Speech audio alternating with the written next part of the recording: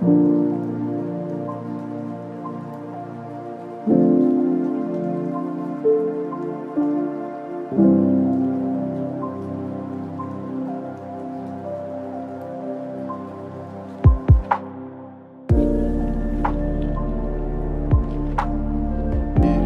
impressions sur cette visite, aussi bien au village de Kola que ici au village de Yogorasso, sont de très bonnes impressions parce que ça m'a permis de constater l'interrelation qui existe entre les projets modèles que World Vision a mis en place et qui se déroulent bien sûr sur le terrain.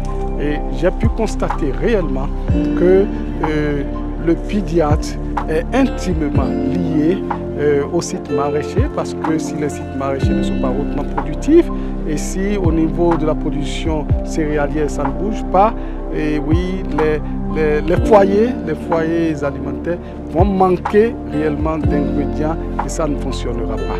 Et de la même manière, ici à Yogorasso, ce que nous venons de voir en termes de régénération naturelle assistée démontre à quel point nous devons redonner à la terre et aux arbres tout ce qu'on a pu leur retirer, ce qui leur permettra de se mettre à disposition pour augmenter la production végétale au vrai sens du mot et permettre de contribuer au bien-être donc des enfants.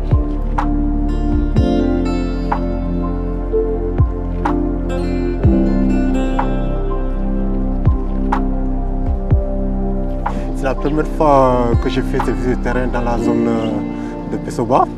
Et ce qui m'a vraiment marqué, c'est la collaboration avec les services de l'État et les services techniques. Ça a été le cas dans toutes les visites qu'on a eu à faire, que ce soit au niveau des CESCOM, ils étaient là présents, les services techniques de l'État, et aussi les autorités aussi, que ce soit le préfet de Pessoba, que ce soit aussi le préfet Abla aussi, ils ont vraiment magnifié l'intégration, la collaboration et tout ce que World Vision Mali est en train de faire dans cette zone, ils sont bien informés et ils donnent leur avis pour toutes les activités que nous allons mener pour le bien des communautés et des enfants que nous sommes appelés à servir. Parfois quand on entend les projets modèles à World Vision étant des finances et des services de soutien, parfois on a du mal à comprendre. Et hier j'ai eu la chance par exemple d'expérimenter avec le projet modèle PDEARTH, qui a été vraiment une très bonne expérience pour moi. Et aujourd'hui, avec ces groupements S40 qui contribuent à l'autonomisation des femmes.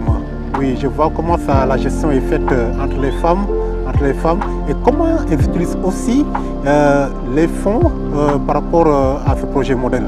Et cela pour répondre parfois à des besoins qui sont vraiment ponctuels, c'est-à-dire aller payer la scolarité de leurs enfants ou bien payer les médicaments quand les enfants sont malades. Et je pense que ça c'est vraiment une bonne approche qui a vraiment un impact au niveau des communautés.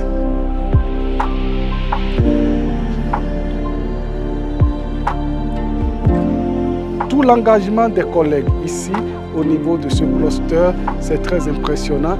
De la même manière, il y a les services de l'État qui sont présents et qui accompagnent toute la dynamique. Et ça témoigne vraiment de l'appropriation, aussi bien par la communauté que des services étatiques.